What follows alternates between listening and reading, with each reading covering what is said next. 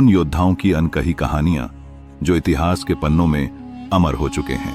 आज की इस विशेष कथा में हम बात करेंगे महाभारत के उस युवा शूरवीर की जिसने मात्र 16 वर्ष की उम्र में कौरवों की पूरी सेना को हिलाकर रख दिया। जी हां, हम बात कर रहे हैं अभिमन्यु की। आखिर मरते वक्त अभिमन्यु के कान में क्या फुसफुसाया गया था और कैसे इस बालक ने बड़े बड़े महारथियों को बार बार धूल चटाई। तो चलिए शुरू करते हैं इस रोमांचक युद्ध कथा को। महाभारत का नाम सुनते ही मन में विशाल युद्ध क्षेत्र की तस्वीर उभर आती है, जहां वीरता, रणनीति और धोखे की कहानियां आपस में गूंथी हुई हैं। अभिमन्यु अर्जुन और सुभद्रा के पुत्र एक ऐसा योद्धा था जिसकी बहादुरी की मिसाल आज भी दी जाती है। उस उम्र में जहां आज के युवा जीवन की शुरुआत कर रहे होते हैं, अभिमन्यु ने महाभारत के महान योद्धाओं को घुटनों पर ला दिया। लेकिन उनकी वीर गति की कहानी उतनी ही दर्दनाक है जितनी प्रेरणादायक।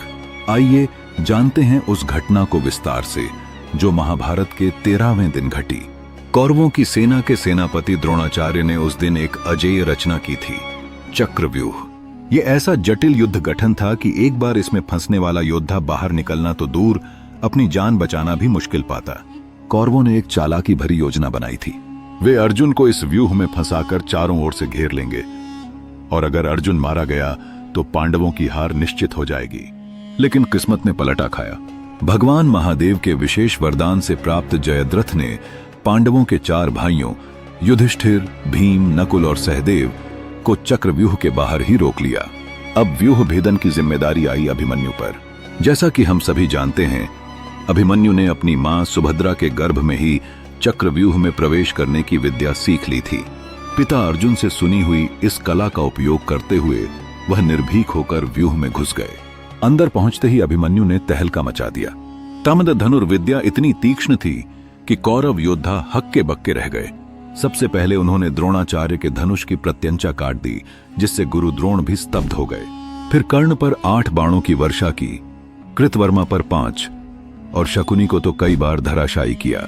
दुर्योधन, दुशासन और कृपाचार्य जैसे महारथी अभिमन्यु का सामना करने की हिम्मत तक नहीं जुटा पाए। इसी बीच एक और रोमांचक द्वंद्व हुआ, दुर्योधन के पुत्र लक्ष्मण और अभिमन्यु के बीच। अभिमन्यु ने अपनी कुशलता दिखाते हुए एक ही बाण से लक्ष्मण का सिर उसके धड़ से अलग कर दिया। यह दृश्य देखकर कौरव सेना में खलबली मच गई। अभिमन्यु अकेले ही दर्जनों योद्धाओं को परास्त कर रहे थे। उन्होंने तो 8 से अधिक महारथियों को एक साथ चुनौती दी और उन्हें बार बार हराया। दुर्योधन घबरा गया और उसने कर्ण से विनती की कि सूर्यास्त से पहले इस युवा योद्धा को रोकना होगा, वरना पूरी कौरव सेना का अंत हो जाएगा। कर्ण ने द्रोणाचार्य से सलाह ली और उन्होंने कहा कि इस बालक के धनुष को पहले नष्ट करना होगा। अगर उसके हाथ में धनुष रहा तो हम सबका विनाश तय है। मौका पाकर कर्ण ने अभिमन्यु के धनुष को तोड़ दिया और अश्वत्थामा ने उसके रथ को चूर चूर कर डाला। अब 16 वर्षीय अभिमन्यु निहत्था था, लेकिन उसकी वीरता कम नहीं हुई। 8 से अधिक महारथी उस पर टूट पड़े। द्रोण, कर्ण, कृपा, अश्वत्थामा, शल्य, दुर्योधन, दुशासन और अन्य। नियमों के विपरीत वे सब मिलकर हमला करने लगे। अभिमन्यु ने तलवार उठाई, फिर गदा, लेकिन एक एक कर सब टूट गए। फिर भी वह लड़ते रहे। अंत में उन्होंने रथ का टूटा हुआ पहिया उठाया और उसे ढाल की तरह घुमाते हुए योद्धाओं पर टूट पड़े। अभिमन्यु लहूलुहान हो चुके थे, लेकिन उनकी आंखों में हार का नामो निशान नहीं था। तभी कर्ण उनके पास पहुंचा। अभिमन्यु को धराशायी करने से पहले कर्ण ने उनके कान में कुछ शब्द फुसफुसाए।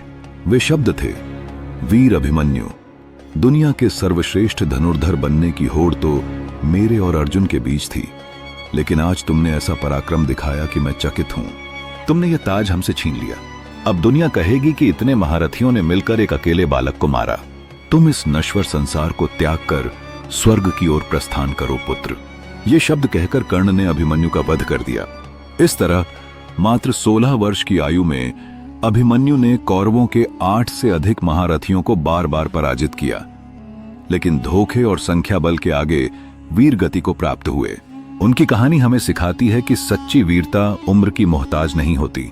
दोस्तों, अगर आपको यह युद्ध कथा पसंद आई तो वीडियो को लाइक जरूर करें और ज्यादा से ज्यादा शेयर करें। साथ ही कमेंट बॉक्स में अभिमन्यु अमर रहे लिखकर अपनी भावनाएं व्यक्त करें। मिलते हैं अगली बार एक नई युद्ध गाथा के साथ।